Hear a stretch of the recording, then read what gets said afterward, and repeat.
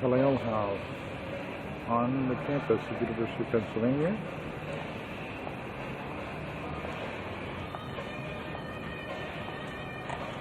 And what's this to the left? This is a sorority with an excess couch and a wandering dog. I don't think it's a sorority. And I mean a fraternity and loud music. It does have a fire alarm. This is really nice. Oh, here's the health skill. The camera's on. Healthcare Systems Department. Would you like that? Health economic skill. Wonderful. This is all the whole working building. Isn't that pretty? You see the plants growing on top there. Did you get the very front of it? It's like a sucker. Did you walk? Did you walk up the front steps to it? No, listen, I just got It can do work. Big square face, a kind of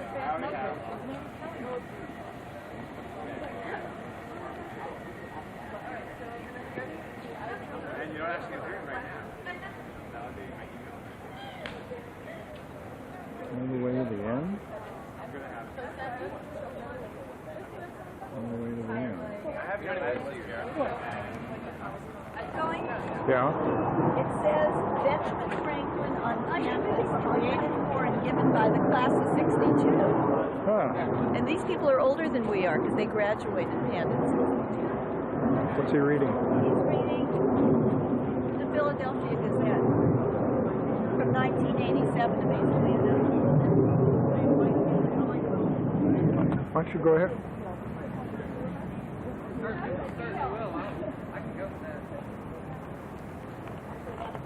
Okay. Okay, up ahead is the quad, those two towers, a greenish one and a brownish one. 1,400 freshmen lived in there, not our son. And how come And Daniel it's an isn't there? Daniel had to live in Kingsport, much to his chagrin. But I have to tell you, this is an architectural masterpiece. I've forgotten the architect, but it's in all the architectural histories of Philadelphia. It's not Mr. Quad? No, this is it was built about 100 plus years ago, and it's by a famous architect, and it's on the cover of all the brochures and things. Hey, why people We're bring... outside the quad. There are a lot of young ladies and gentlemen who like the carpet here to cover their whole floors. What? You see the recycling bins, the subway. And lots of carpet. Okay. Did you come in yet? Yeah, we made it inside the quad with our fake IDs. Notice 1900. Different sections were built at different times. Each one of these is a different place, like butcher or ware, or what have you. Baker, candlestick maker. Right. Free falafel. You see that? Free falafel being given out. You see the Hillel gentleman? I saw it.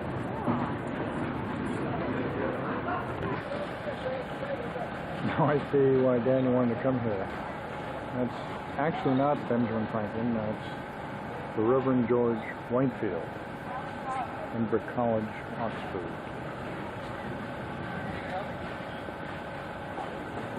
I'm being motioned to the falafel bed. This is the other half of the quad.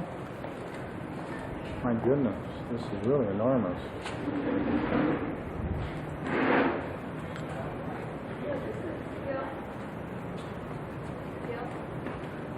Class of 92, Yeah? 1800. Oh. Could you imagine why this is a real happy place to live? I And don't it's think... very safe. Do you realize at night, Gil, your kid can go out and you can walk anywhere in here and you're in a locked, secure area. You see the difference? Yeah. What's that over there? Is that one of those high towers? What do you call them? I don't know what you got. High rises? Yeah. Probably, but you don't need me. This is the inside courtyard of the quad.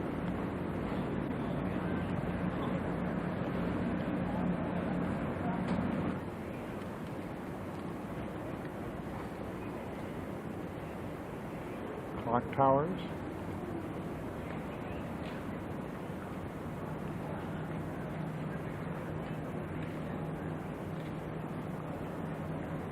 I need to see a room I'm going to down take a the picture of other. the garbage cans so that I can know that this was actually the quad, you see? If you know to look at the trash can. And if you don't, And you also can look over my Quad. quad. Look over my right shoulder and you see Thomas Penn.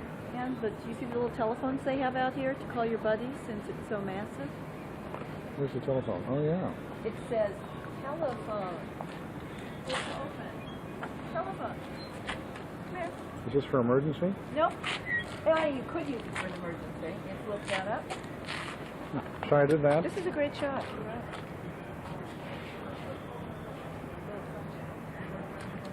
Looks like it's going to rain.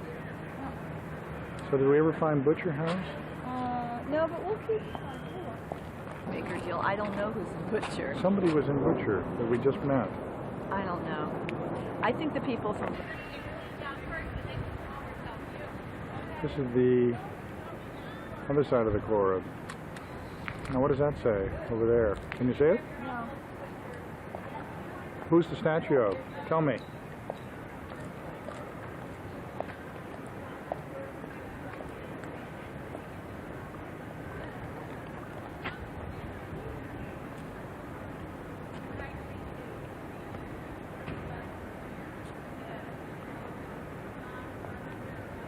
Charles Harrison. He was a trustee of the university in the mid-19th century. Do you think he could get He out was of that? born in 1844. Which I don't think he could get out of that chair and move his kid into the dorm. So why am I You can taking? do it from up here. Why am I taking This is these what the kids? freshmen look like and the security looks like. Just see whatever it looks like. This is a cross-section of the freshman class. Well, we're going to see him at. That's a good sign to get your bearings.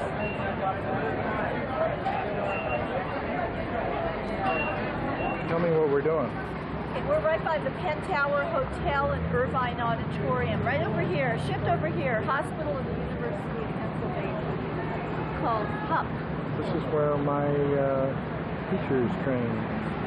Dr. Chris Moyle, Dr. Fisher did. They trained us. Now if you shift over this way,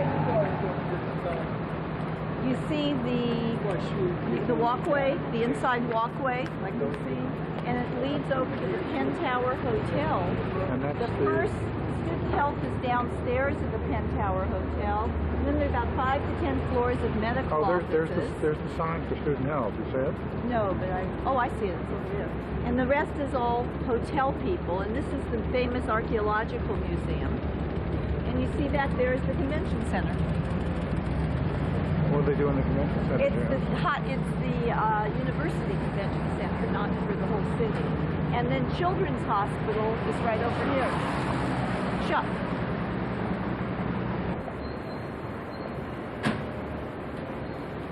Get across. This is owned and operated by the university, and I think they should own it and have Hilton operate it. So, Owning you know, is it's- okay. So we are now in the Penn Tower, and this is the view from the 14th floor. And there's Franklin Field, That's okay, you can talk. and there is our hotel, the Sheraton. You far see the away. red writing at the top right? It says Sheraton. This is where our family Yes, this is for your parents and our daughters. and our daughters. And here are the other Daniel's parents, And another Daniel. who's just like our Hi, Daniel. California. Hello, California. Okay. Irvine Auditorium, where the convocation will be.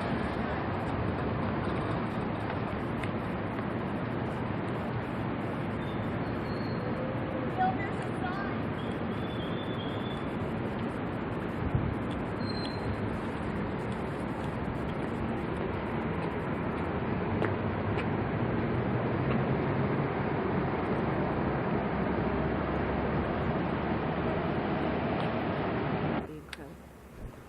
Want to stake out your spot?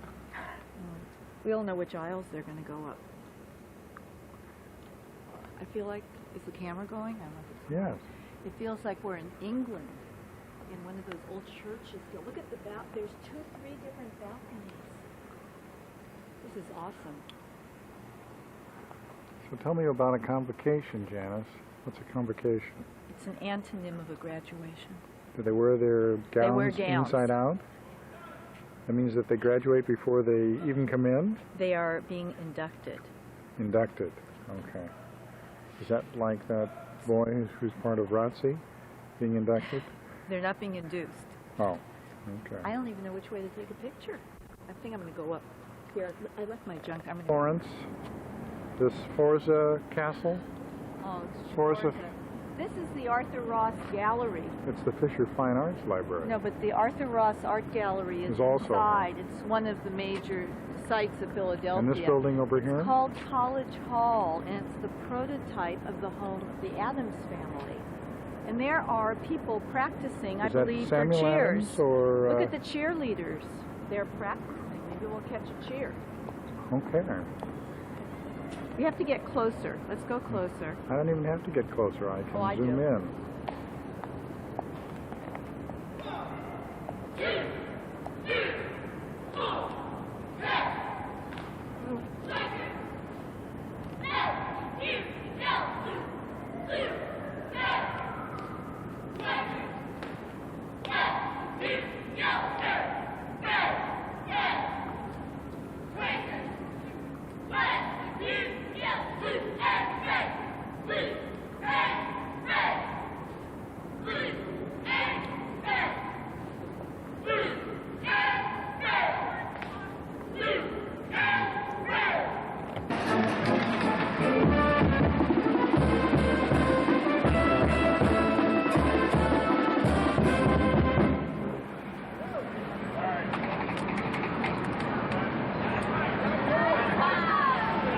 Convocation.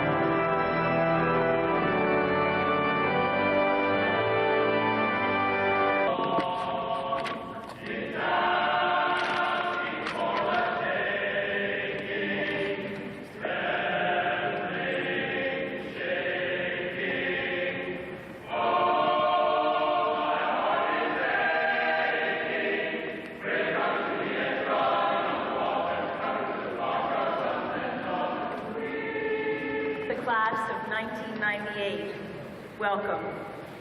I'm a member of the class of 1966. So 32 years ago, I sat where you sit. I feared what you fear, and I imagine pretty much the same things that you must be imagining. President. It's worth it, and to be truly honest, I worried about whether I would measure up too. Those recollections are especially strong as I welcome you tonight, because I'm again a freshman at Penn, and therefore you and I share a special bond. We're entering this university in 1994, and together each of us is setting off on a journey that will irrevocably change us. We start off with much in common. We share a sense of pride that an institution as outstanding as Penn has chosen us to be members of its community. We begin as well with a common sense of determination to meet the challenges that await us and to fulfill the goals that we have set for ourselves. The most competitive admissions processes in this university's history. And your success was due to your outstanding credentials and your background. I've learned that a quarter of you have held significant leadership positions in your high school government. 235 of you were editors-in-chief of your high school publications. 835 of you are exceptional athletes, with 22 world-class or Olympic hopefuls. Some 474 of you have been involved in music and the performing arts, and over 200 of you have worked part-time during your school years, 40 operating your own businesses. You come from every state in the Union with the exception of North and South Dakota, and Dean Stetson has promised to correct that next year.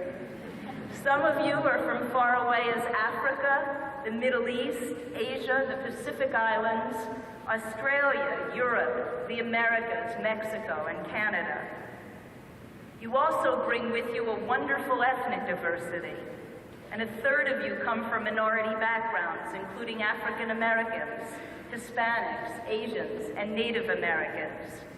49% of you, the highest percentage ever, are women. But more than the statistics,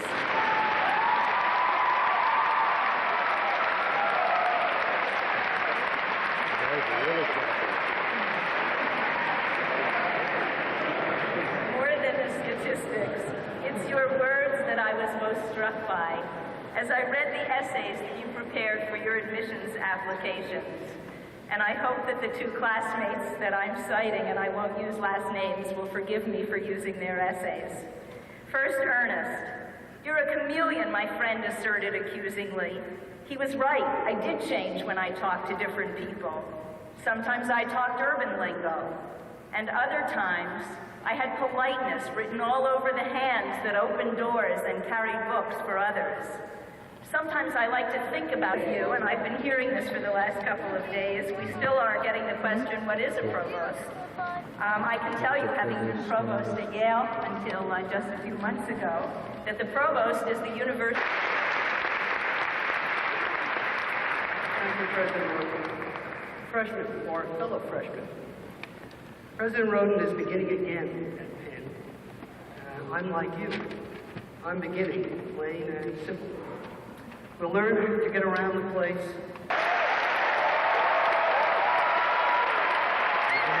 255 years.